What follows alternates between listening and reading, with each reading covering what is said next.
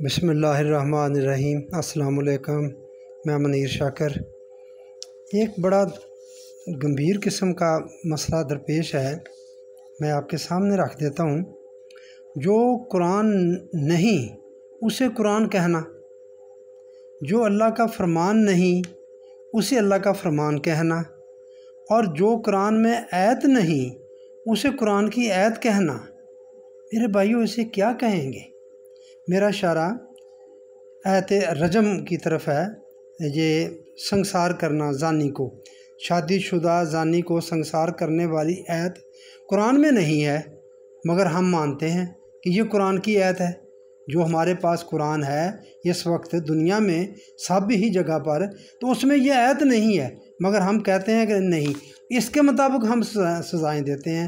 سعودی عرب میں اس کے مطابق سنگسار کیا جاتا ہے، پتھروں سے زانی کو، شادی شدہ زانی کو جو سنگسار کیا جاتا ہے پتھروں سے، تو وہ اس آیت معاذ اللہ آیت نہیں ہے، قرآن میں نہیں ہے، تو اس کو آیت کہتے ہیں۔ تو اسے میرے بھائیوں کیا کہیں گے؟ میں تو کہتا ہوں کہ یہ تو بہت بڑا ظلم ہے، یہ بہت بڑا ظلم ہے، اللہ پر جھوٹ باندھنا ہے کہ بات اس نے کہی نہیں، کی نہیں، قرآن میں نہیں، اور کہہ دینا کہ یہ اللہ کی ہے۔ اور دوسری اس کی سب سے خطرناک بات جو ہے، بہت قرآن کے خدائی محافظت والے وعدے پر شدید حملہ ہے۔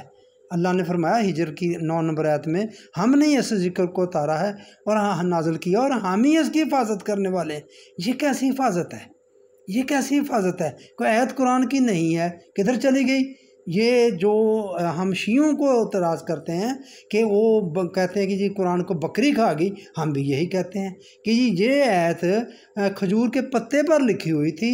جب نبی کریم صلی اللہ علیہ وآلہ وسلم انتقال ہوا تو اس وقت سب غم میں نڈال تھے، تو خبر نہیں رہی جہاں رکھا ہوا تھا قرآن پاک یہ پتے وغیرہ، تو وہاں وہ بکری کھا گئی اس کو۔ لو جی، یہ کہاں نہیں ہے اس کی، جو ہم بھی مانتے ہیں، ہمارا بھی وہی عقیدہ کہ اس کو بکری کھا گئی، آیت نہیں ہے، یہ حفاظت ہو رہی ہے جی معاذ اللہ کی طرف سے۔ اللہ نے فرمایا ہم ہی اس کی حفاظت کرنے والے ہیں، یہ حفاظت ہم اس کو اس وعدے کو، دعوے کو بھی مانتے ہیں کہ اللہ اس کی حفاظت کرنے والا، اللہ نے اس کی حفاظت کی ہے، اس کی زبر زیر میں بھی فرق نہیں ہے۔ تو دوسری طرف ایک آیت جو ہے ہی نہیں قرآن کی، اس کو کہتے ہیں یہ قرآن کی آیت ہے۔ یہ قرآن کے خدائی محافظت والے وعدے پر شدید حملہ ہے، اور خدائی حفاظت والے ایمان کو جڑ سے اکھاڑنے کے مترادف ہے۔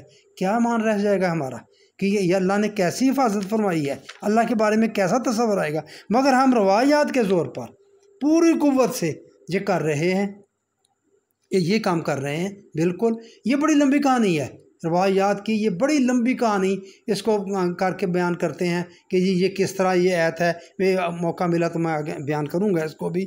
یہ کر رہے ہیں، اور نشاندہی کرنے والے کو، اگر کوئی بندہ یہ نشاندہی کرتا ہے کہ بھائیو یہ کیا بات ہے، تو اسے منکر حدیث، منکر قرآن اور نہ جانے کن کن القابات سے نواز رہے ہیں۔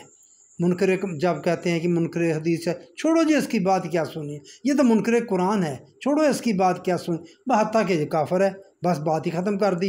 ہو سکتا ہے کہ ذرا اس کو اور لوگوں کو ششکار دیا جائے اس پر، یار یہ مذہب کے خلاف بات کر رہا ہے، تو وہ جنت حاصل کرنے کے لیے اس کو شاید وہ قتل بھی کر دیں، ایسا ہوتا ہے، بہت سارے لوگ ایسے ہو گئے۔ تو میرے بھائیو یہ سچی بات بیان کرنی بھی اس وقت بہت مشکل ہو چکی ہے، بہت مشکل ہو چکی ہے۔